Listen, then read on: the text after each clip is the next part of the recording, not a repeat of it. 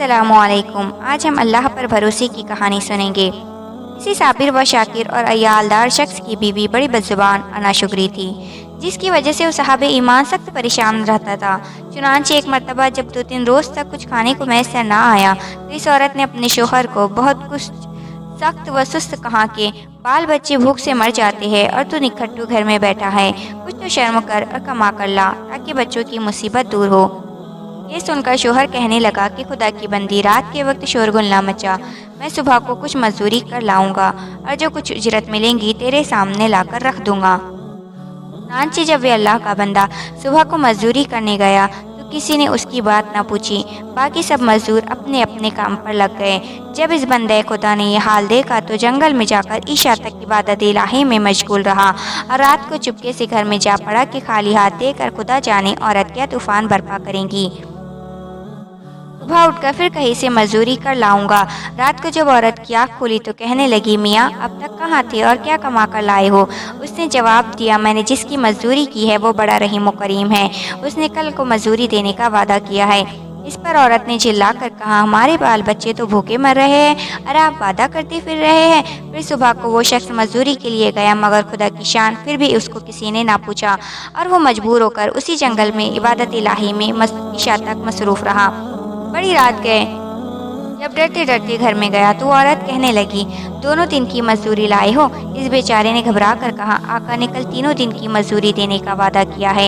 ये सुनकर औरत आग बगोला होकर कहने लगी, अपना भला चाहते हो तो सुबह 3 दिन की मजदूरी ले आओ, वरना मुंह ना दिखाना। सुबह को इस औरत ने एक थैली इस मर्द के हवाले करके कहा, 3 दिन की मजदूरी इसमें ले आना और खबरदार खाली हाथ घर में न आना।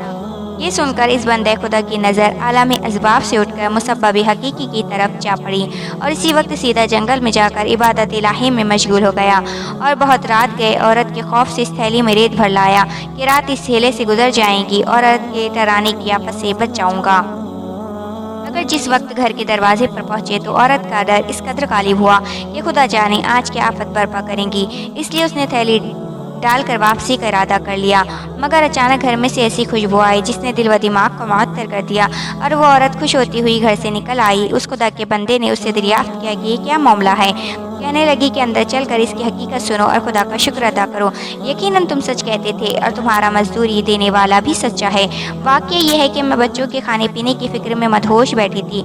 अचानक किसी ने दरवाजे पर दस्तक दी। मैंने जाकर देखा, एक सब्ज़पोश सवार दरवाजे पर खड़ा कह रहा है, अपने शोहर की 3 दिन की मजदूरी ले ले और अब उसको कुछ ऐसा ना देना और उसे कह देना कि जिस कदर तूने मजदूरी की थी उस कदर उजरत मिल गई, ज़्यादा करता तो और ज़्यादा पाता।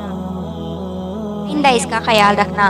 उसे तबाक उसने दिया जिसमें 50 दिरहम है और दम बदम उसकी खुशबू दिल व दिमाग को मुअत्तर कर रही है।